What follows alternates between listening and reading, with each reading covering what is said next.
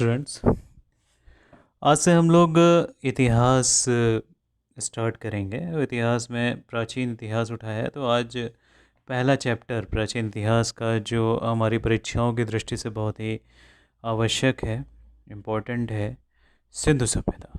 ठीक है, तो सिंधु सभ्यता के बारे में हम लोग डिस्कस करते हैं। सिर्फ सुनते जाइए, और ये जो नोट्स आपको सामने दिखाई पड़ रहे हैं इनको आप पॉज करके नोट कर सकते हैं। इनसे इतर कुछ भी आने की संभावना नहीं है, सब कुछ इसी में समावेशित कर दिया गया है। ठीक है, तो चलिए स्टार्ट करते हैं हम लोग। जिस समय अंग्रेज भारत में शासन कर रहे थे, तो एक अंग्रेज अधिकारी थे चार्ल्स मैसन। कौन थे? चार्ल्स मैसन। ठीक है, तो चार्ल्स मैसन साहब क्या कर रहे थे? रेल की पटरियां बिछाने के लिए, जो रेल की पटरी होती हैं उनको बिछाने के लिए खुदाई करवा रहे थे। तो जब खुदाई करवा रहे थे तो उनके नीचे उनको कुछ ऐसे साक्ष्य मिले, उनके नीचे कुछ ऐसे साक्ष्य मिले कि लगा उनको कि वहाँ पर कोई क्या है, सभ्यता छुपी हुई है। तो उन्होंने क्या किया भाई, अपने अधिकारियों को ये बात बताई। ठीक है, और उस समय के अखबारों में भी ये खबर छपवाई वगैरह। लेकिन क्या था कि उस समय उनकी बातों पे किसी ने कोई विशेष ध्यान नहीं दिया। ठीक है, तो बात आई गई हो गई, और फिर वो वापस ब्रिटेन लौट गए। 1921 में पुरातत्व विभाग के जो अध्यक्ष थे वो कौन थे? Sir John Marshall. कौन थे? Sir John Marshall. उन्होंने क्या किया, जो अध्ययन जो चार्ल्स मैसन ने लेख लिखे थे उनका अध्ययन किया और उनके स्थानों की खुदाई कराई। और जब खुदाई करवाई तो एक नई सभ्यता प्रकाश में आ गई। ठीक है, उस सभ्यता को हम लोग तीन नामों से जानते हैं: हड़प्पा सभ्यता, सिंधु घाटी की सभ्यता, या सिंध सभ्यता। ये सब नाम एक ही हैं। अब ये नाम क्यों रखे गए ऐसे, ये देखते हैं। तो हड़प्पा सभ्यता इसलिए रखा गया कि सबसे पहले 1921 में जब सर जॉन मार्शल के नेतृत्व में दयाराम साहनी जी ने, सर जॉन मार्शल के नेतृत्व में दयाराम साहनी ने खुदाई करवाई थी, तो पाकिस्तान के मांटगोमरी ज़िले में रावी नदी के किनारे सबसे पहले ये स्थल खोजा गया था। कौन सा? हड़प्पा। इसीलिए इसे क्या कहते हैं हम लोग? हड़प्पा स्थल कहते हैं। ठीक है, इसके अलावा क्या था कि ये सिंधु नदी के किनारे प्रारंभ में इसका विकास हुआ था, तो इसीलिए इसको हम लोग सिंधु घाटी की सभ्यता भी नाम देते हैं। क्यों नाम देते हैं? क्योंकि यहाँ प्रारंभिक विकास किस नदी के किनारे हुआ? सिंधु नदी के किनारे हुआ। इसके अलावा अधिकांश भाग जो हैं इसके, वो सिंध प्रांत में खोजे गए। जो पाकिस्तान का सिंध प्रांत है वहाँ पे अधिकांश भाग खोजे गए, इसलिए इसे सिंध सभ्यता भी कहते हैं। ठीक है, वर्तमान में क्या है कि 1450 से भी ज़्यादा स्थल खोजे जा चुके हैं इनके। ठीक है, और ये सभ्यता जो है कश्मीर से लेकर महाराष्ट्र तक तथा उत्तर प्रदेश से लेकर अफ़गानिस्तान तक ये फैली हुई है। ठीक, तो अगर हम लोग प्रसार देखते हैं किस तरीके का है, तो ये देखिए, ये पूरा एक प्रसार बना हुआ है। जो उत्तरतम स्थान है वो क्या है? मांडा है, जो जम्मू कश्मीर में है। जो दक्षिणतम स्थान है वो दैमाबाद है, दक्षिणतम स्थान है। आलमगीरपुर कौन सा है? हमारा पूर्वोत्तम स्थान है। और सुतकांगे डोर हमारा कौन सा? पश्चिमोत्तम स्थान है। यानी कि पश्चिम में चले जाएँ तो सुतकांगे डोर, उत्तर में चले जाएँ तो मांडा, दक्षिण में चले जाएँ तो दैमाबाद, और पूर्व में चले जाएँ हम लोग तो आलमगीरपुर। ये इसकी सीमा है। तो ये क्वेश्चन बहुत इंपॉर्टेंट है, आता है, सीमाएं पूछी जाती हैं, है ना। तो इस चीज़ को हम लोग ध्यान में रखेंगे। और ये त्रिभुजाकार सभ्यता थी, ये बहुत इंपॉर्टेंट क्वेश्चन है। ये सभ्यता कैसी थी? त्रिभुजाकार सभ्यता थी। त्रिभुजाकार सभ्यता कैसे होगी, यहाँ पे थोड़ा सा देख लेंगे। अगर हम भारत को ये माने इस तरीके से, ठीक है, मान लीजिए ये भारत है, चतुष्कोणीय आकृति है, तो ये हमारा जम्मू कश्मीर हो गया। ठीक है, तो यहाँ पर ये मांडा आ गया। यहाँ मेरठ में आलमगीरपुर जो है वो यहाँ कहीं पर आलमगीरपुर हो गया। और सुतकांगे डोर और दैमाबाद यहाँ महाराष्ट्र में कहीं दैमाबाद हो गया। और ये तो इस तरीके से जब ये लाइन बनती है तो एक त्रिभुजाकार मिलते हैं। यानी कि इन्हीं चारों स्थलों को जब हम मिलाएंगे तो एक त्रिभुज के शेप में आएंगे। किस शेप में आएंगे? एक त्रिभुज के शेप में आएंगे। इसीलिए इस सभ्यता को हम लोग त्रिभुजाकार सभ्यता कहते हैं। समय निर्धारण की बात कर लेते हैं। तो इस सभ्यता की सबसे इम्पोर्टेंट चीज़ है कि लिपि अभी तक पढ़ी नहीं जा सकी। ठीक है, इसकी लिपि को अभी तक नहीं पढ़ा जा सका है, अतः इसके बारे में, समय के बारे में क्या है, इतिहासकारों में मतभेद है। ठीक है, समय के बारे में क्या है, इतिहास जॉन मार्शल के द्वारा, सर जॉन मार्शल जो थे उनके द्वारा क्या है, 3500 ईसा पूर्व से लेकर 1500 ईसा पूर्व इसकी रखी गई है। व्हीलर जो थे उनके द्वारा क्या है 3250 ईसा पूर्व से 1750 ईसा पूर्व इसकी रखी गई है, डेट रखी गई है सिंधु सभ्यता की। ठीक है, लेकिन जब सिंधु सभ्यता से प्राप्त वस्तुओं का हम लोग कार्बन डेटिंग C14 विधि से, कार्बन डेटिंग विधि से परीक्षण करते हैं, तो इसकी जो तिथि आती है वो आती है 2500 से 1750 BC। तो सर्वाधिक अगर मान्यकाल की बात करें तो ये 2500 से 1750 BC का ही है। सर्वाधिक मान्यकाल 2500 से 1750 BC का है। ठीक है, सर्वाधिक मान्यकाल है। राइट। अमूमन क्या होता है कि सर जॉन मार्शल, मार्टिमल व्हीलर, इनके द्वारा जो ये समय दिए गए ना, इनका मिलान करने को कभी कभी आ जाता है। ठीक है, आगे बढ़ते हैं हम लोग। सामाजिक व्यवस्था देखते हैं कि सिंधु सभ्यता में किस तरह की सामाजिक व्यवस्था थी। तो उस समय जो समाज था वो मातृ सत्तात्मक था। ठीक है, अर्थात महिला वहाँ परिवार की प्रधान होती थी। क्योंकि अभी लिपि हम लोग पढ़ नहीं पाए हैं तो ऐसा कुछ डिसाइड नहीं हो कि उस समय सामाजिक रीति रिवाज क्या थे, किस प्रकार के थे, तो उसके बारे में अनभिज्ञ हैं अभी हम लोग। फिर भी जो साक्ष्य मिले हैं खुदाई से, उनके जो शव संस्कार होते थे, यानी कि वो जो अपने शवों का अंतिम संस्कार करते थे, वो कितने प्रकार से करते थे यहाँ पर ये स्पष्ट किया जा सकता है। तो कितने प्रकार से करते थे, एक तो उनका पूर्ण समाधिकरण हो जाता था, यानी कि शवों क्या कर दिया, ज़मीन के अंदर दफन कर दिया गया, ज़मीन के अंदर दफन कर दिया गया। तो जब शवों को ज़मीन के अंदर इस तरह दफन कर दिया जाता था, है ना, और उनके साथ उनकी जो प्रिय वस्तुएं थी उनको भी दफन कर दिया जाता था। ठीक है, इससे ये पता चलता था कि वो लोग क्या करते थे, पुनर्जन्म में विश्वास करते थे। ठीक है, कहीं कहीं पे तो रोपड़ नामक एक स्थान है, बहुत इंपॉर्टेंट ये क्वेश्चन पूछा जाता है। रोपड़ नामक स्थान है, वहाँ पर क्या है, शव के साथ कुत्तों को दफनाने के भी साक्ष्य मिले हैं।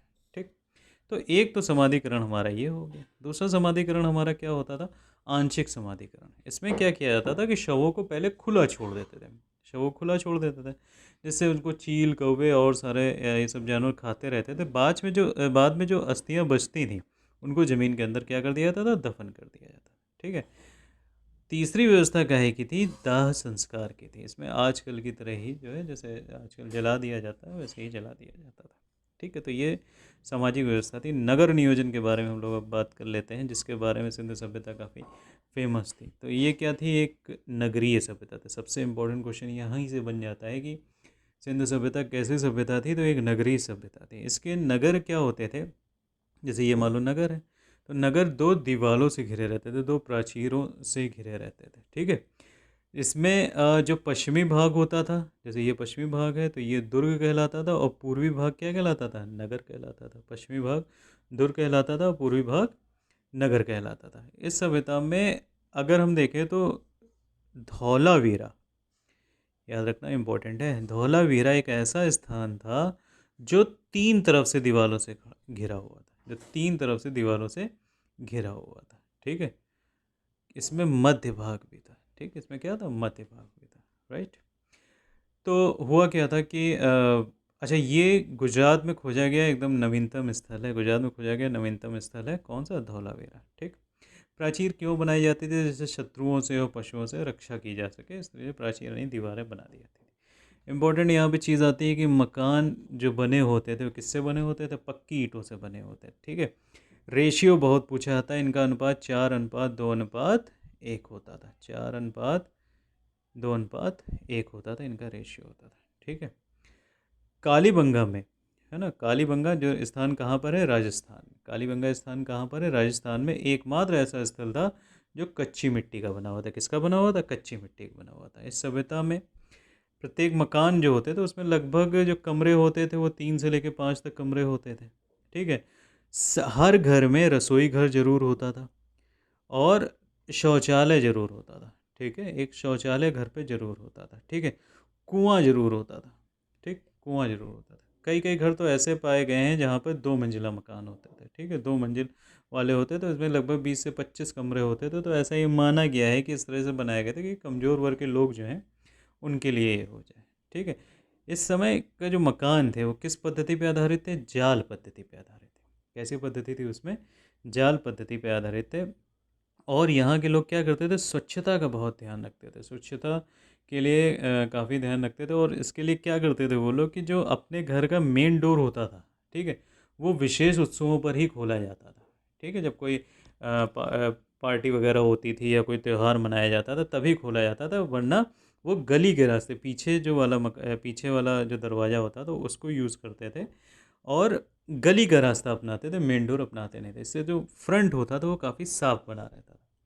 और कूड़ेदान के भी साक्ष्य पाए गए हैं। सबसे बड़ी इंपॉर्टेंट चीज़ यहाँ पे क्या है, कूड़ेदान के भी साक्ष्य पाए गए हैं। तो इतना विकसित व्यवस्था थी आज से लगभग 5000 साल पहले, जो अपने आप में बहुत ही एक इम्पोर्टेंट चीज़ है।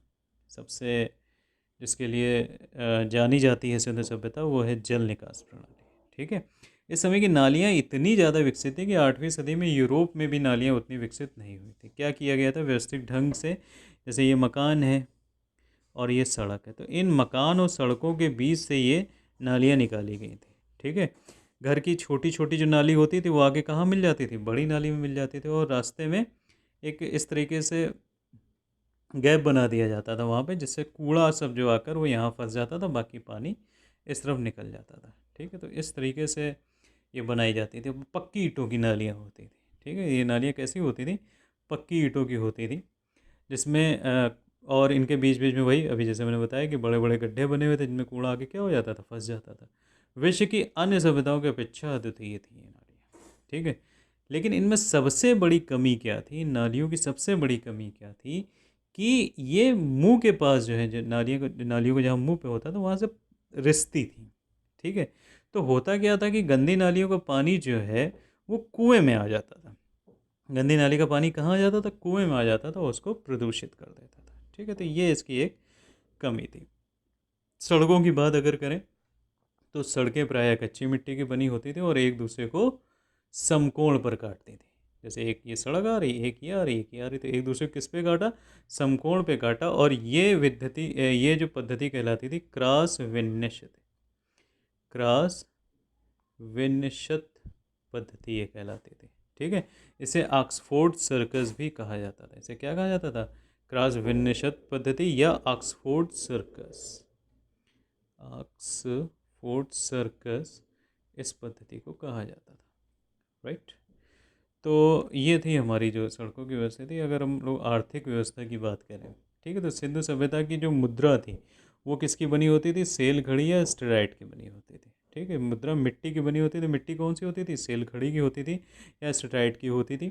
और ये कहाँ से मंगाई जाती थी, अफगानिस्तान से मंगाई जाती थी। ये एक पॉइंट इंपॉर्टेंट है कि किसकी बनी होती थी, तो सेल घड़ी की बनी होती थी, स्टेराइट की बनी होती। कहाँ से मंगाई जाती थी, तो अफगानिस्तान से मंगाई जाती थी। ठीक है, तो इसमें क्या करते थे, ऐसे एक मुद्रा बना देते थे, उसमें कोई एक चिन्ह बना दिया, फिर उस चिन्ह को क्या करते थे, आग में पकाते थे। तो जब आग में पकाते थे तो एकदम ये टाइट हो जाता था, स्थायी हो जाता था। तो ये पकी हुई जो मिट्टी है उसको हम लोग क्या कहते हैं, टेरिकोटा कहते हैं। ठीक है, तो मुद्रा किसकी बनी होती थी, सेल घड़ी की बनी होती थी, मिट्टी होती थी। फिर जब उसको पका लिया जाता था तो क्या बन जाता था, टेरिकोटा बन जाता था। आकार इसका चौकोर होता था। ठीक है, और इसका प्रयोग जो है आंतरिक व्यापार में ही किया जाता था। ठीक है, फसलों की बात करें तो करीब 9 प्रकार की फसलों को उगाए जाने के साक्ष्य मिले हैं, लेकिन प्रमुख फसल कौन सी थी, गेहूँ थी। प्रमुख फसल कौन सी थी, गेहूँ थी। ठीक है, आंतरिक व्यापारों के साथ साथ ये लोग विदेशों से भी व्यापार करते थे। ठीक है, जैसे ईरान है, इराक है, मेसोपोटामिया है, अफ़गानिस्तान है, बलूचिस्तान है। Iran, Iraq, Afghanistan, Mesopotamia, Balochistan, इन सब देशों के साथ इनका क्या होता था, ये पश्चिम के देश थे, पश्चिम एशिया के देश थे, इनके साथ इनका व्यापार होता था। और व्यापार का माध्यम जो था थल के साथ साथ जल मार्ग भी था। ठीक है, सबसे बड़ा व्यापारिक केंद्र जो था, सबसे बड़ा व्यापारिक केंद्र जो था वो था हमारा लोथल। ठीक है, लोथल के पास लोथल था। ठीक है, जो कहाँ पर है, गुजरात में। ठीक, इनकी नावें चलती थी वहाँ से, फिर एक दूसरे स्थान पर पहुँचती थी। और माध्यम क्या होता था, तब वो हवा के माध्यम से, यानी तब उन्होंने ऐसा विकसित कर लिया था कि हवा, उनको पता था कि इस मौसम में इस तरफ से इस तरफ चलती है, इस समय इस तरफ से इस तरफ चलती है। तो उस तरह से उन्होंने अपनी नावों का सृजन किया था और व्यवस्था करी थी। ठीक है, जो व्यापार का साधन था वो विनिमय था, एक्सचेंज था। ठीक है, विनिमय क्या होता है कि आप उनसे कोई चीज़ ले लो, जैसे आपने ये चीज़ उनसे ले ली और ये चीज़ आपने इनको दे दी और इनसे आपने ये चीज़ ले ली, तो ये हो गया वस्तु विनिमय। यानी कि पैसे तो नहीं चलते थे तब, क्या चलती थी, वस्तुएं चला करती थी, उनका विनिमय होता था। ठीक है, तो अमूमन व्यापार इसी वस्तु विनिमय के माध्यम से ही हुआ करता था। विदेशों से जो सबसे ज़्यादा आता था, इम्पोर्टेंट है सोना, चांदी, लाजवत मणि, सेल खड़ी, ये सारी चीज़ें वहाँ से आयात होती थी, आती थी विदेशों से। सोना चांदी, लाजवत मणि, सेल खड़ी, इनका आयात होता था और भारत से क्या जाता था, लकड़ी के सामान जाते थे, हस्तकला से निर्मित वस्तुएं जाती थी, हाथी दांत से बने आभूषण जाते थे, ये सब यहाँ पे क्या होते थे, निर्यात होते थे। ठीक है, चलिए हम लोग अब आर्थिक व्यवस्था हो गई, राजनीतिक व्यवस्था के बारे में बात कर लेते हैं। हालांकि ये तो पता है कि एक विकसित सभ्यता थी, तो ऐसा माना जाता है, क्योंकि लिपि पढ़ी नहीं जा सकी तो ज़्यादा कुछ नहीं निकाला जा सकता, ऐसा माना जा सकता है कि ये सब जो भी व्यवस्थित था, नगर नगर व्यवस्थित थे, नालियाँ व्यवस्थित थी, सड़कें व्यवस्थित थे, मकान कायदे से बने हुए थे, आजकल जैसे अपार्टमेंट पद्धति होता है उस तरीके से बने हुए थे, तो कोई ना कोई तो शासन करता रहा होगा। ठीक है, फिर भी मतभेद हैं इतिहासकारों में। सर जॉन मार्शल क्या कहते थे कि उस समय जनतंत्रात्मक साधन होता था। स्टुअर्ट पिक्ड ने क्या कहा था कि पुरोहित प्रधान कोई संस्था होती थी, और मार्टिमर व्हीलर ने क्या कहा था कि राजतंत्रात्मक सत्ता होती। तो इस तरीके से इनके बीच में मतभेद भी थे। बस ये पॉइंट्स आपको याद रखने हैं कि जॉन मार्शल ने जनतंत्रात्मक कहा था, स्टुअर्ट पिक ने पुरोहित प्रधान कहा था, मार्टिमर व्हीलर ने राजतंत्रात्मक सत्ता के बारे में बात करी थी। धार्मिक सभ्यता के बारे में अगर बात करें, धार्मिक व्यवस्था के बारे में बात करें, तो सबसे ज़्यादा पूजा किसकी होती थी, मातृ देवी की। तो ये इम्पोर्टेंट है, पूछ दिया जाता, बहुत कई बार पूछा गया ये क्वेश्चन कि सिंधु सभ्यता के लोग किसकी पूजा करते थे, मातृ देवी की पूजा करते थे। ठीक है, इसके बाद हमारा जो स्थान आता है वो आता है शिव जी का। ठीक है, पशुपतिनाथ शिव को ये पूजे जाते थे। ठीक है, तो ये जो मूर्ति मिली थी पशुपतिनाथ की, ठीक है, पशुपति शिव की जो मूर्ति मिली थी वो कहाँ से मिली थी, ये क्वेश्चन बहुत इंपॉर्टेंट है। तो कहाँ से मिली थी, ये मोहनजोदाड़ो से, मोहनजोदड़ो से मिली हुई थी। ठीक है, और ये कैसी मूर्ति थी कि ये योग निद्रा में, जैसे योग होता है ना, योग निद्रा में कोई लीन योगी है, तो योग निद्रा में लीन योगी की एक ये मूर्ति थी, इसका एक रूप था। ठीक है, कहीं कहीं पे कन्फ्यूज़न हो जाता है, लोग कह देते हैं कि अर्धनारीश्वर की कहाँ थी। तो अर्धनारीश्वर याद रखिए, अर्धनारीश्वर जिसमें आधा पुरुष और आधा महिला का शिव जी का रूप है, वो गुप्त काल से मिला था। ठीक है, वो उसकी उत्पत्ति कहाँ हुई थी, गुप्त काल में हुई थी, ये याद रखिएगा। ठीक है, तो अब योगी के रूप में इनकी मूर्ति मिली थी। ठीक है, तो यहाँ पे जो इम्पोर्टेंट क्वेश्चन होता था कि जो पशुपति मिले थे, यानी पशुपति अर्थात पशुओं के भगवान ये कहे जाते थे, तो इनको चारों ओर से पशुओं ने घेर रखा था, जिसमें हाथी, गैंडा, भैंसा तथा वृषभ। वृषभ क्या होता है, जो एक सींग वाला बैल होता है उसे हम लोग वृषभ कहते हैं। ठीक है, तो इन लोगों ने इसको इस मूर्ति को, जो मूर्ति मिली है उसको घेर रखा था, जिसमें हाथी तथा जो गैंडा है वो बाईं ओर था, मूर्ति के बाईं ओर। ठीक है, तो मूर्ति के बाईं ओर अर्थात इस तरफ हमारा क्या था, हाथी और गैंडा, और दाईं ओर क्या था, भैंसा और वृषभ। दाईं ओर क्या था, भैंसा था और वृषभ था। तो ये जो मूर्ति मिली है वो इस तरीके से मिली है। ठीक है, इसके अलावा हमारा हड़प्पा से स्वास्तिक का भी स्वास्तिक चिन्ह के भी साक्ष्य मिले हैं, जिससे ये पता चलता है कि ये लोग किसकी उपासना करते थे, सूर्य की उपासना करते थे। तो इस तरीके से हम लोग देख रहे हैं कि ये लोग क्या थे, प्रकृति पूजक थे, क्योंकि प्रकृति से ही इनको सब चीज़ें मिलती थी। हम लोगों को भी सारी चीज़ें प्रकृति से ही प्राप्त हैं, सूर्य से ही, सूर्य ऊर्जा का स्रोत है, इसीलिए ये सूर्य की पूजा करते थे। हम लोगों को भी सूर्य की पूजा करनी चाहिए। पूजा करने का मतलब आदर करना चाहिए, सम्मान करना चाहिए। क्यों, क्योंकि सूर्य एक ऊर्जा का स्रोत है। अगर वैज्ञानिक दृष्टिकोण से भी देखें तो सूर्य क्या है, एक ऊर्जा का दृष्टिकोण है। पेड़ पौधों की रक्षा करनी चाहिए, क्योंकि पेड़ क्या है, पेड़ से ही हमको खाना बनाने के लिए साधन मिलता है और प्राणदायक ऑक्सीजन मिलती है। ठीक है, वो पेड़ों से ही तो मिलती है। नदियों की पूजा इसलिए करी जाती है क्योंकि उनसे जो प्रवाहिनी नदियाँ होती हैं, जल मिलता है, जो जीवन के लिए आवश्यक तत्व होता है। तो यही चीज़ें थी जो इन लोगों ने रखी थी, और पूजन पाठ इनका होता था। ठीक है, अब अगर हम लोग बात करते हैं, अब आगे देखते हैं कि जो सिंधु सभ्यता के निर्माता हैं, है ना, सिंधु सभ्यता के जो निर्माता हैं वो अमूमन कौन लोग माने जाते हैं, तो वो प्रोटो ऑस्ट्रलाइड होते थे। कौन होते थे, कुछ लोगों ने कहा है कि प्रोटो ऑस्ट्रलाइड होते थे, कुछ लोग भूमध्य सागरीय लोग कहते थे, कुछ लोग कहते हैं कि वो मंगोलाइड होते हैं जो अब हिमालय और पश्चिम हिमालय में रह रहे हैं, और कुछ लोग अल्पाइन जो सिंधु प्रदेश में मध्य गंगा या निम्न गंगा के मैदान में रहते थे। ठीक, तो ये प्रारंभिक निर्माता माने जाते हैं। सिंधु सभ्यता को प्रथम नगरीय क्रांति कहा जाता है, इस चीज़ को बहुत ध्यान रखिएगा, बहुत इंपॉर्टेंट क्वेश्चन है। ठीक है, सिंधु सभ्यता को क्या कहा जाता है, प्रथम नगरीय क्रांति भी कहा जाता है। अब तक कुल 1400 से भी ज़्यादा बस्तियों का पता लगाया जा चुका है, जो कि इसमें 1100 बस्तियां तो सिर्फ सिंधु गंगा के पास है। ठीक है। स्वतंत्रता के बाद जब खुदाई हुई तो उसमें सर्वाधिक स्थल कहाँ पे मिले? हमारे गुजरात में। स्वतंत्रता के बाद जब खुदाई हुई तो सर्वाधिक स्थल कहाँ पे प्राप्त हुए? गुजरात में प्राप्त हुए।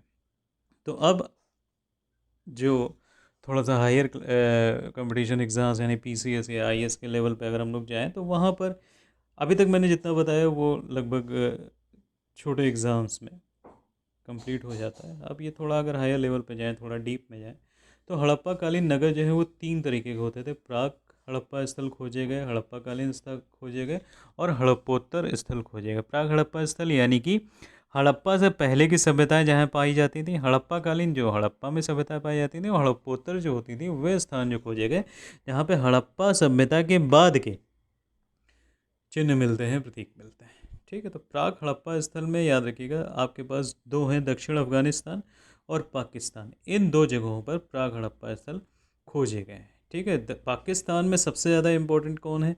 बलूचिस्तान। बलूचिस्तान में ही सारे ये स्थान खोजे गए थे। ठीक है। और दक्षिण अफगानिस्तान में इसके अतिरिक्त हुए थे, जहाँ पे मुंडीगाग, देह मुरासी और घुंडई, ये 3 स्थान इम्पोर्टेंट है। ठीक। तो इसमें सिर्फ आपको याद रखना है दक्षिण अफगानिस्तान और पाकिस्तान। ऑप्शन इसी तरीके से आता है कि प्राक हड़प्पा स्थल के सबसे ज़्यादा कहाँ से साक्ष्य मिले हैं? तो दक्षिण अफगानिस्तान से मिले हैं और पाकिस्तान से मिले हैं। पाकिस्तान में भी सबसे ज़्यादा कहाँ से मिले हैं? बलूचिस्तान से मिले। और हड़प्पा के बाद के जो मिले हैं साक्ष्य, हड़प्पा के बाद के जो साक्ष्य मिले हैं वो मिले हैं हमारे रोजदी और रंगपुर से। रोजदी और रंगपुर से। राइट। अब हम लोग वन लाइनर टाइप में आ जाते हैं, जो क्वेश्चन काफ़ी रिपीट होते हैं, पूछे जाते हैं, है ना। तो ये एक चार्ट मैंने बनाया हुआ है, आप लोग इसको नोट कर लेंगे। ठीक है। बहुत इंपॉर्टेंट रहेगा आपके उसके, और थोड़ा एक बार आप रोज़ देखेंगे अगर तो अपने आप याद हो जाएगा। सबसे पहले यहाँ पे इंपॉर्टेंट चीज़ लिखी, तीनों कालों के स्थान यानी कि हड़प्पोत्तर, हड़प्पा कालीन और प्राक हड़प्पा, तीनों कालों के स्थान हमको कहाँ से मिलते हैं, उनके साक्ष्य कहाँ से मिलते हैं? तो वो ये 4 चीज़ें: सुरकोटदा, धौलावीरा, राखीगढ़ी और मांडा। सुरकोटदा, धौलावीरा, राखीगढ़ी और मांडा, इनसे तीनों कालों के स्थानों के साक्ष्य मिलते हैं। राइट। अब हड़प्पाकालीन प्रमुख नगर हम लोग देख लेते हैं। तो हड़प्पा सबसे पहला कौन सा है? हड़प्पा है। इसमें सबसे पहले तो 1826 में वही चार्ल्स मैसन, जॉन ब्रेंटम और विलियम ब्रेंटन, ये 3 लोग थे। इन लोगों ने खोजा था 1826 में, लेकिन इनकी बात पे जब ज़्यादा ध्यान नहीं दिया गया तो उसके बाद दयाराम साहनी। तो अमूमन दयाराम साहनी आपका ऑप्शन में रहता है। तो दयाराम साहनी ने 1921 में इसको खोजा। रावी नदी में बाएं, रावी नदी के बाएं तट पे हड़प्पा स्थल है, जो कि पाकिस्तान के पंजाब में, इस समय जो पंजाब के हिस्सा पाकिस्तान में, वहाँ के मांट गोमरी नामक स्थान पर स्थित है। इस समय इसको हम लोग शहवाल के नाम से जानते हैं। आधुनिक नाम जो इसका क्या है? Just a minute. आधुनिक नाम इसका क्या है? शहवाल। राइट। इसके बाद बारी आती है मोहनजोदाड़ो की। मोहनजोदाड़ो की खोज जो करी थी वो राखलदास बनर्जी जी ने करी थी, 1922 में करी थी। और ये सिंधु नदी के किनारे पाया गया था, दाएं तट के।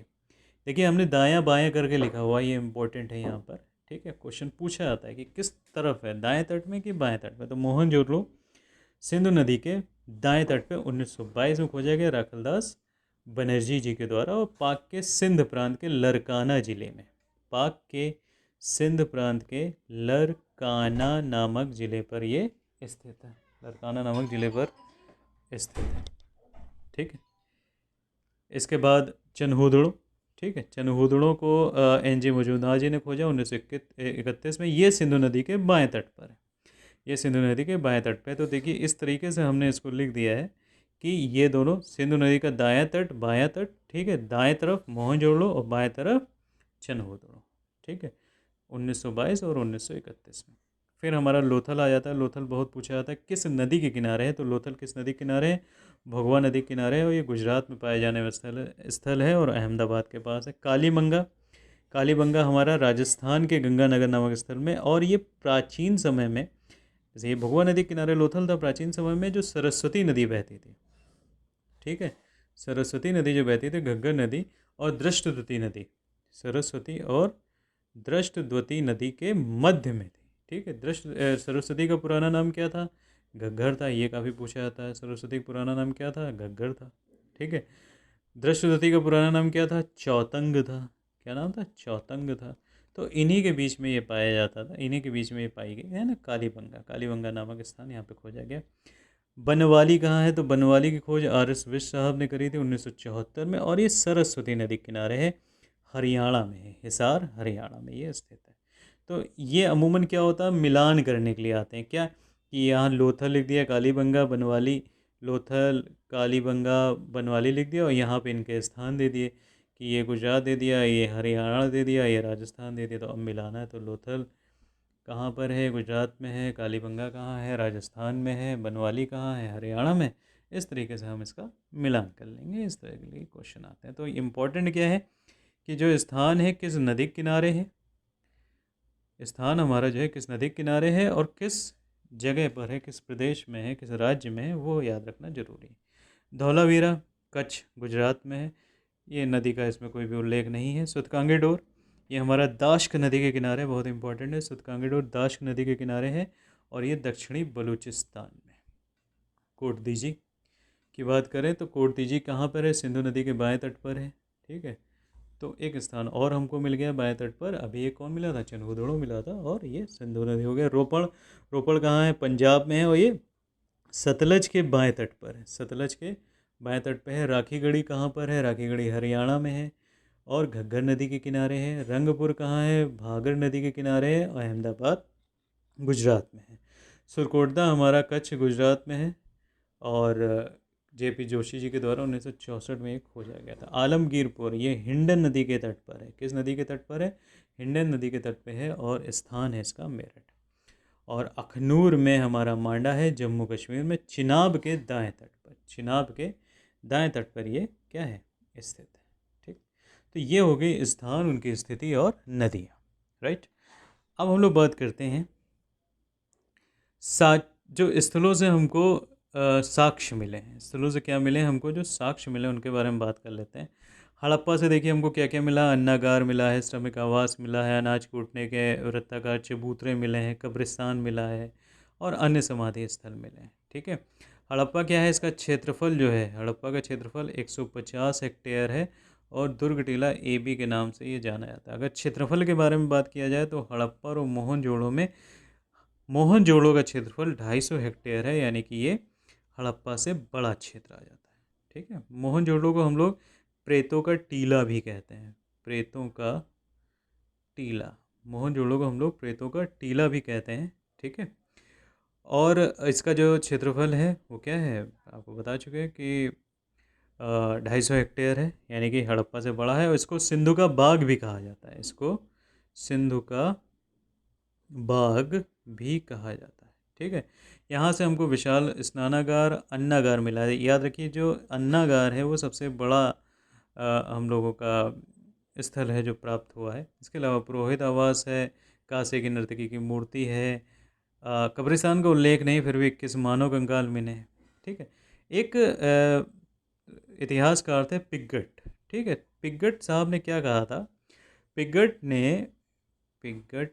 ने हड़प्पा और मोहनजोदड़ो को सिंधु सभ्यता की जुड़वा राजधानी कहा था। हड़प्पा और मोहनजोदड़ो को सिंधु सभ्यता की जुड़वा राजधानी कहा था, क्योंकि ये दोनों एक दूसरे से 482 किलोमीटर दूर थे और सिंधु नदी के द्वारा जुड़े हुए थे, इसीलिए इसको ये कहा था। ठीक है। चंदहोड़ो में जो सिंधु संस्कृति के बाद जो झूमर और भांगा संस्कृति थी, यानी मनके बनाने के कारखाना और ये सारी चीज़ें, वक्रकार ईंटों का एकमात्र स्थल चंदहोड़ो है। मिट्टी की पक्की पाइपनुमा नाली मिलती थी यहाँ पे। लिपस्टिक है, कंघा है, उस्तरे हैं, मुद्रा पे 3 घड़ियाल, और इनके जो साक्ष्य हैं वो कहाँ से मिले हैं? चंदहोड़ो से मिले हैं। ठीक है। गोदीबाड़ा के साक्ष्य कहाँ से मिले हैं? हमारा लोथल से मिले हैं, और इसको प्रवेश द्वार भी कहते हैं हम लोग। ठीक है। इसे ही लघु हड़प्पा और लघु मोहनजोदड़ो भी कहते हैं। इस चीज़ को याद रखिएगा कि लोथल, तो ला लगा हुआ है, तो यहाँ से लोथल हो गया और ये लघु हो गया। इसे लघु मोहनजोदड़ो या लघु हड़प्पा भी कहा जाता है। किसको कहा जाता है? लोथल को कहा जाता है। ठीक है। कालीबंगा, कालीबंगा का अर्थ होता है काले रंग की चूड़ियाँ। क्या होता है? काले रंग की चूड़ियाँ। जुते हुए खेत, आड़ी तिरछी जुड़ाई, दो फसलें एक साथ, इस तरीके के सारे साक्ष्य जो कहाँ से मिले हैं, कालीबंगा से मिले हैं। ठीक है। युगल शवाधान और शल्य चिकित्सा का प्राचीनतम साक्ष्य याद रखिएगा। युगल शवाधान यानी कि जोड़े में जो शव दफनाए जाते थे, और शल्य चिकित्सा का जो प्राचीनतम साक्ष्य है वो कालीबंगा से ही मिला है। ठीक। बनवाली से क्या मिला है? बनवाली से मिट्टी का बना हल मिला है, बढ़िया किस्म का जौ मिला है, जल निकास प्रणाली का अभाव होता है। तो ये इंपॉर्टेंट आ जाता है कि अमूमन जल निकास के लिए सिंधु सभ्यता जानी जाती है, तो कौन सा ऐसा स्थान है जहाँ पे जल निकास प्रणाली का अभाव रहा है? तो वो कौन सा स्थान है? बनवाली रहा है। ठीक है। मंदिर का अनुमान लगाया जा सकता है क्योंकि कई जगहों से अग्नि वेदिकाएं मिली हैं, ऐसा माना गया, लेकिन स्पष्ट रूप से मंदिर के साक्ष्य कहीं से नहीं मिले। राइट। धौलावीरा क्या है? धौला का अर्थ देखिए क्या होता है? सफ़ेद, और वीरा का मतलब होता है कुआं, यानी धौलावीरा का मतलब क्या हो गया? सफ़ेद कुआं। ठीक है। तो अगर भारत में सिंधु सभ्यता का दूसरा सबसे बड़ा नगर पूछा जाए, स्थल नहीं, दूसरा सबसे बड़ा नगर पूछा जाए, तो वो हमारा धौलावीरा, और यहीं धौलावीरा से हमको घोड़े के अवशेष मिले, नेवले के पत्थर की मूर्ति मिली है। ठीक है। और कई प्रकार के शवाधान, और सबसे इम्पोर्टेंट क्या है? Sign board. ठीक है। लिपि के नमूने हमको यहीं से मिले हैं, जो हम अभी तक पढ़ नहीं पाए हैं। साइन बोर्ड जैसे नहीं लगे रहते हैं कि अजगैन 50 किलोमीटर दूर, लखनऊ 100 किलोमीटर दूर, तो वैसे ही साइन बोर्ड मिले, लेकिन अभी वो पढ़े नहीं जा सके। नवसारों में सिंदूर लगाई हुई स्त्रियों के अवशेष मिले हैं, कि तो ऐसा माना जाता है कि वहाँ पे जो महिलाएं थीं वो सिंदूर का प्रयोग करती थी। बालाकोट से सीप उद्योग का मिला, कोट दीजी से हम अभी पहले ही बता चुके हैं, प्राग हड़प्पा का अवशेष है। बारहसिंगा के अवशेष हमारे आमरी से मिले हैं। रोपड़ से कब्रिस्तान, जैसे अभी शुरुआत में बताया था हमने, पालतू कुत्ते को दफनाने का साक्ष्य कहाँ से मिला है? रोपड़ से मिला है। सुरकोटदा, दुर्ग व नगर क्षेत्र एक ही प्राचीर से घिरे होते हैं। घोड़े के अस्थि पंजर सुरकोटदा से भी प्राप्त हुए। और ये सभ्यता जब समाप्त हो रही थी तो उसके अवशेष कहाँ से मिले हैं? भगवानपुरा से मिले। तो ये इंपॉर्टेंट क्वेश्चन काफ़ी बन जाता है कि सिंधु सभ्यता के अंत के अवशेष कहाँ से मिले हैं? तो भगवानपुरा से प्राप्त हुए। ठीक है। कृषि के बारे में थोड़ा सा हम लोग देख लेते हैं कि कौन चीज़ें कहाँ उगाई जाती थी। लोथल से चावल के प्रमाण मिले हैं, रंगपुर से धान की भूसी के प्रमाण मिले हैं, मोहनजोदड़ो से कपास की खेती के प्रमाण मिले हैं, यानी सूती कपड़े के, और 2000 वर्ष ईसा से पूर्व में यानी कपास पाई गई।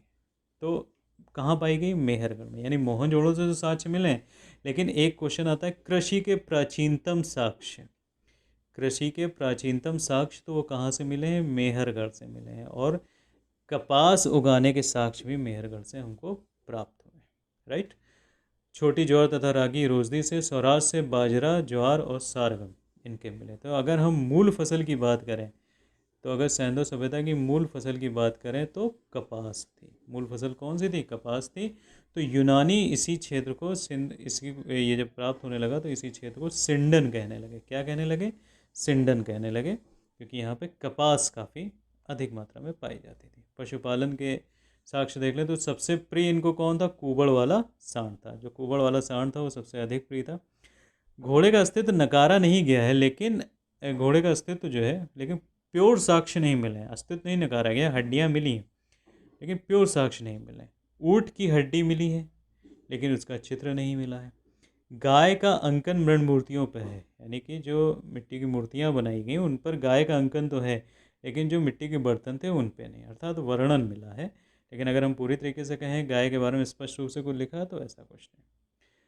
मोहनजोड़ो से मजीठ रंग के लाल कपड़े के अवशेष चांदी के बर्तन में मिले हैं, तांबे के बर्तन में मिले हैं, सूती कपड़ा मिला है, सूती धागा मिला। तो ये सब शिल्प और उद्योग की ओर हमारी दृष्टि दिलाते हैं कि शिल्प उद्योग कैसा था। कालीबंगा से सूती कपड़ा मिला है, सूती वस्त्र में उस्त्रा लिपटा हुआ मिला है, क्यूबिट की इनको जानकारी थी, आयतन निकालने की जानकारी थी। सीपी का यंत्र लोथन व मोहनजोड़ो से प्राप्त हुआ है।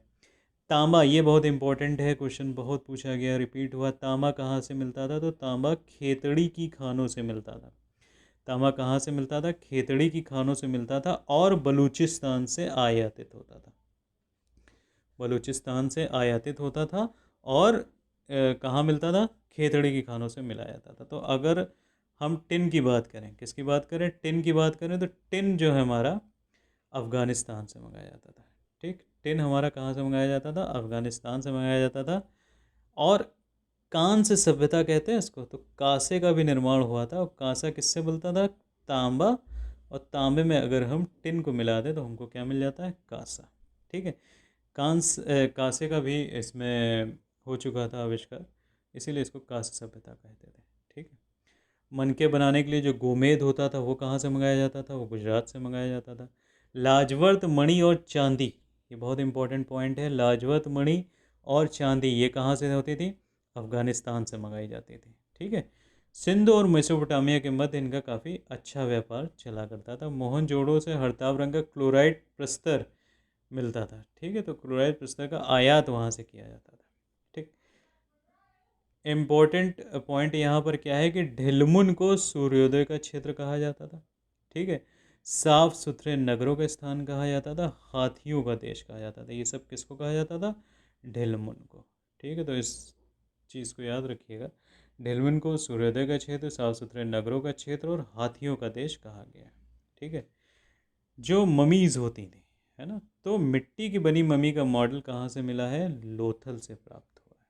ठीक, अब हम लोग सैंधव कला की बात कर लेते हैं। तो कई तरह की मूर्तियाँ होती थी, जिसमें प्रस्तम मूर्तियाँ, धातु मूर्तियाँ और मृण मूर्तियाँ, इस तरह की 3 मूर्तियाँ ये इंपॉर्टेंट थी जो मिली हुई थी। तो प्रस्तम मूर्तियाँ यानी कि जो पत्थरों की मूर्तियाँ होती थी, धातु मूर्तियाँ यानी मधुक्षेक या लुप्त मोम विधि से बनाई जाती थी कि मोम डाल दिया, मोम गायब हो गया, पिघला के निकाल लिया और धातु बन गई।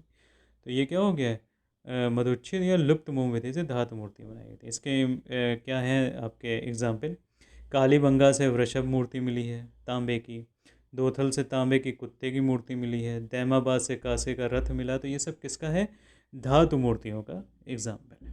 ठीक है, फिर मृण मूर्तियाँ यानी कि मिट्टी की मूर्तियाँ मिली हैं, जो कि चिकोटी विधि से बनाई जाती थी। किस विधि से बनाई जाती थी मिट्टी की मूर्तियाँ? चिकोटी विधि से। ठीक, इसमें सबसे ज़्यादा जो मूर्तियाँ बनी वो नारी मूर्ति बनी है। ठीक है, औरतों की मूर्तियाँ सबसे ज़्यादा मिली हैं और भारत के जो बाहर के स्थल हैं वहाँ से मिली। हरियाणा के बनवाली से 2 मूर्तियाँ नारियों की प्राप्त हुई हैं। गाय की एक भी मूर्ति नहीं प्राप्त हुई। अगर सबसे ज़्यादा मूर्ति पूछी है किसकी मिली है, तो बिना कुबड़ वाले बैल की सर्वाधिक संख्या में मिली है। ठीक है, मोहरे पशुपतिनाथ शिव की सबसे ज़्यादा मिली है, जो मैके ने ढूंढी थी। ताम्र पट्टिकाएँ मिली हैं। मनके मिले हैं। मनके यानी कि जो मोती बनाने का काम है, तो उसके कारखाने चनहोदड़ों और लोथल में थे। सेल खड़ी के मनके सर्वाधिक थे और बेलनाकार मनके उस समय काफ़ी प्रसिद्ध थे आकार में। ठीक है, मृदभांड जो है मिट्टी के बर्तन बनाते थे, लाल और गुलाबी रंग के बनाते थे और काले रंग से उनको सजाते थे ये लोग। ठीक, लिपि का जो सबसे पुराना, लिपि की बात अब कर लेते हैं हम लोग। लिपि का सबसे पुराना नमूना कब मिला? 1853 में मिला। 1853 में मिला। इसमें सबसे ज़्यादा 400 से लेकर 500 पिक्टोग्राफ थे, यानी चित्राक्षर थे। पिक्टोग्राफ क्या होता है? चित्राक्षर थे, जिसमें अंग्रेजी की यू अक्षर का सबसे ज़्यादा प्रयोग होता था। किसका प्रयोग होता था? यू अक्षर का। ठीक है, अगर हम देखें कि पिक्टो यानी कि पिक्चर्स भी बनी है, तो जीवों में सबसे ज़्यादा पिक्चर किसकी बनी है? तो वो मछली की बनी है। जीवों में सबसे ज़्यादा पिक्चर किसकी बनी है? चित्र मछली के बने हुए हैं। राइट, और ये लिपि जो है वो दाईं से बाईं ओर लिखी जाती थी, यानी कि यहाँ से शुरुआत करके इस तरफ से लिखी जाती थी। दाईं से बाईं ओर लिखी जाती थी, यानी ए बी सी डी इस तरीके से ये लिखी जाती थी। ठीक, और जब एक लाइन कंप्लीट हो जाती थी तो दूसरी लाइन फिर हम ऐसे चालू कर देते थे, ई एफ जी। तो बाईं से दाईं ओर, सॉरी, दाईं से बाईं ओर लिखी जाती थी और दूसरी लाइन क्या होती थी? दाईं से बाईं ओर लिखी जाती थी। और इसे हम लोग क्या कहते थे? ब्रूस्टो फ्रीडन। इस पद्धति को क्या कहा जाता है? ब्रूस्टो फ्रीडन या गोमूत्रिका पद्धति कहा जाता था। ठीक है, अगर ईश्वरीय सत्ता की बात करें, धार्मिक जीवन की बात करें, तो परम पुरुष और परम नारी, इन पे दो में इनका विश्वास था। सबसे ज़्यादा पूजा जो है मातृ देवी की करते थे। एक हड़प्पा से मुहर मिली है जिसमें स्त्री के गर्भ से पौधा निकलता हुआ दिखाया गया, तो इसको हम लोग रिलेट कर सकते हैं भूमि देवी से। ठीक है, अच्छा, अगर समकालीन सभ्यता की बात करें तो मिस्र में भी समकालीन सभ्यता थी, नील नदी की सभ्यता। वहाँ पर भी आइसिस एक भूमि देवी होती थी, उनका पूजन किया जाता था, तो उससे हम लोग इसको रिलेट कर सकते हैं। ठीक है, प्रजनन शक्ति के रूप में लिंग व योनि की पूजा होती थी। पशुपतिनाथ की पूजा करी जाती थी। पशु पूजा में भी दो तरीके के पूजा करी जाती थी। एक पौराणिक होते थे, काल्पनिक होते थे, तो एक जो सामान्य होते थे। सामान्य जैसे गाय हो गया, वृषभ हो गया, ये सब हो गया। पौराणिक में क्या हो गया कि एक धड़ है कई सारे सर हैं, यानी कि कल्पना कर ली उन्होंने, काल्पनिक मान ली। कुछ साक्ष्य मिले हैं। नाग पूजा का साक्ष्य कहाँ से मिला है? मोहनजोदड़ो और लोथल से प्राप्त हुआ। नाग पूजा का साक्ष्य मोहनजोदड़ो और लोथल से प्राप्त हुआ। जबकि वृक्ष पूजा जो करी जाती थी वो जीवंत रूप से और प्रकृति रूप में, दोनों रूपों में करी जाती थी, और इसका साक्ष्य कहाँ से मिला है? मोहनजोदड़ो से मिला है। इसका साक्ष्य कहाँ से मिला है? मोहनजोदड़ो से मिला है। ठीक। जल पूजा के भी साक्ष्य मिले हैं। जल पूजा के साक्ष्य में मोहनजोदड़ो से विशाल स्नानागार प्राप्त हुआ है। ठीक। अब यहाँ पे इम्पोर्टेंट सबसे ज़्यादा है योग। योग जिसके लिए भारत प्रसिद्ध रहा है, प्राचीन काल से साक्ष्य, सबसे ज़्यादा पुराने साक्ष्य योग के कहाँ मिले? मोहनजोदड़ो से। इसमें पद्मासन लगाए हुए एक व्यक्ति की मोहर मिली हुई है। ठीक है। और वो शांभवी मुद्रा में बैठा है। किस मुद्रा में बैठा है? वो शांभवी मुद्रा में बैठा है। शांभवी मुद्रा कैसी होती है कि आधी खुली हुई आंखें होती हैं। कल्पना कीजिए, आधी खुली हुई आंखें हैं और वो दोनों आंखें आपकी नाक के ऊपर, नासिका के ऊपर केंद्रित है। ठीक है। और पद्मासन पे बैठे हुए हैं।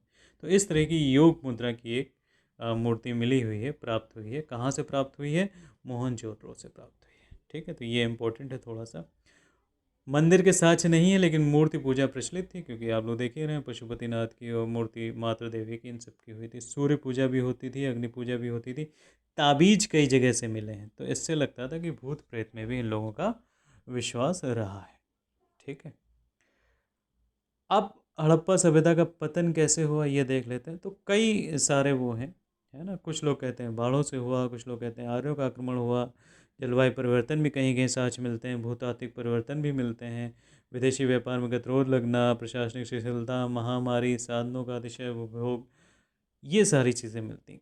लेकिन एक रूसी विद्वान थे, एम दिमित्रेव, उन्होंने कहा कि एक अदृश्य गाजगिरी, अचानक हुआ भौतिक रासायनिक परिवर्तन भी एक कारण हो सकता है। तो सिंधु सभ्यता के ये कई सारे कारण हो सकते हैं। एक इम्पॉर्टेंट पॉइंट है कि जो मलेरिया है उसके साक्ष्य कहाँ से मिले? मोहनजोदड़ो से मिले। ठीक है। तो स्टूडेंट्स, ये हमारा सिंधु सभ्यता कंप्लीट होता है। यहाँ से पूरा पाठ है, इसमें मैंने प्रयास किया है कि हर छोटी से छोटी चीज़ डाल दी जाए, जिससे आपको कहीं इधर उधर भटकना ना पड़े। मान के चलिए कि ये कई सारी किताबों का मिश्रण है, जो ये नोट्स आपको मिल रहे हैं। तो इसको लिख लें और कायदे से पढ़ लें। एक भी क्वेश्चन आपका सिंधु सभ्यता से गलत नहीं होना। धन्यवाद।